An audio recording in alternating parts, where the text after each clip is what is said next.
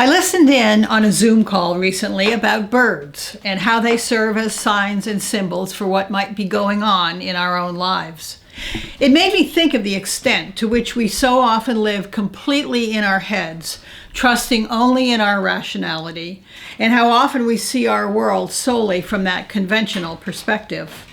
It's almost as if we have blinders on and don't take the time or have the inclination to look around us for new viewpoints, ones we might find in nature, for example. Our narrow-minded logic becomes the single lens through which we understand our place in the world. For me, though I did see about 30 robins clustered in our side yard the other day, I look less to the birds for insights into my life and more, particularly at this time of year, to the trees. You see, late March and early April is maple syrup time here in Maine, and Joe and I have 89 taps in some of our maple trees. Every day when the daytime temperature is above freezing and the nighttime temperature falls below 32 degrees, we collect the maple sap that has accumulated that day in food-grade gallon jugs. The sap flows directly from the tap into the jug. We use no plastic tubing in our boutique operation. We then simmer, not boil, the sap with no additives whatsoever in our propane-fueled evaporator pan until it becomes pure maple syrup. I love the maple trees that freely offer us some of their lifeblood each spring. I love to look up into their branches, now bare but soon to be filled with leaves. I love to run my hands down their nubbly gray bark. I love to imagine their roots firmly holding firm under the ground.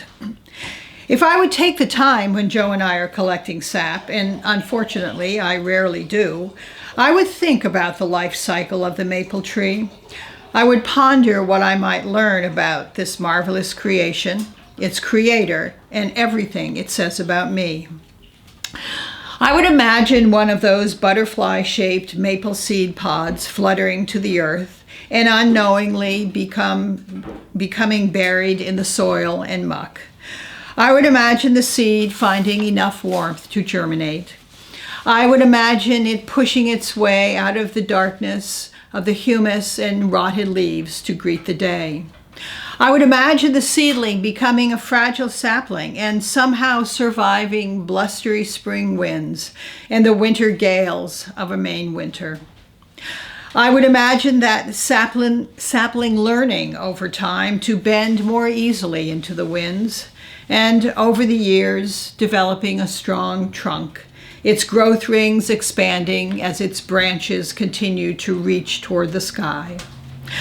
I would imagine its leaves providing a canopy of shade and a protective home for birds and squirrels in the summer. I would imagine the very first tap hammered gently into the trunk one future spring and the sap flowing generously. It is mind-blowing to me that such a fragile seed could one day become a well-established, strong, and sturdy tree, offering so many gifts to the world. That growth cycle, that recreation, plays itself over and over again in the natural world. It is such a hopeful symbol for us humans, perhaps one to hold especially close in this upcoming Christian Holy Week, where death and life intersect in a new way. You see, the repetitive cycle of a maple grove makes me ever more assured that we too, you and I, have the capability to constantly recreate, even resurrect ourselves with God's or Spirit's help.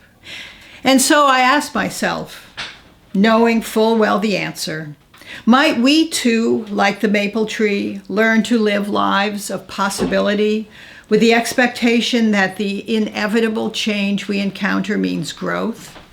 Yes. Might we too have it in us to survive the wintry chill of disappointment and difficulty, intuitively knowing that warmer, sunnier days lie ahead, days when we would offer shelter to all who need it, as the maple tree offers shade? Yes.